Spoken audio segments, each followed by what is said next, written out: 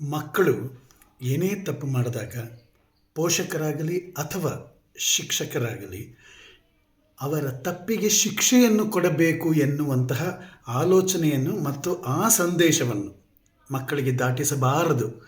ಏಕೆಂದರೆ ತಪ್ಪುಗಳನ್ನು ತಿದ್ದುವುದು, ಅಪರಾಧಗಳಿಗೆ ಶಿಕ್ಷೆ ಕೊಡುವುದು, ಮಕ್ಕಳು ಮಾಡುವುದು ಗಣಿತದಲ್ಲಾಗಲಿ, ಬರೆಯುವುದರಲ್ಲಾಗಲಿ, ಓದುವುದರಲ್ಲಾಗಲಿ, ಏನೋ ಒಂದು ಕೆಲಸ ಮಾಡುವುದರಲ್ಲಿ ತಪ್ಪಿಸುವುದರಲ್ಲಾಗಲಿ ಅವುಗಳೆಲ್ಲ ತಪ್ಪೇ ಹೊರತು ಅಪರಾಧಗಳಲ್ಲ.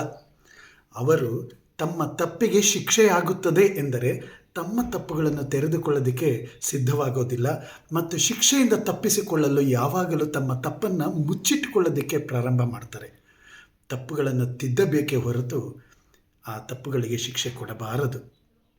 ತಿದ್ದುತ್ತೀರಿ ಎಂದರೆ ಸಿದ್ಧರಾಗುತ್ತಾರೆ, ಶಿಕ್ಷಿಸುತ್ತೀರಿ ಎಂದರೆ ತಪ್ಪಿಸಿಕೊಳ್ಳುತ್ತಾರೆ. ಮಕ್ಕಳು ಕೈ ತಪ್ಪಬಾರದು.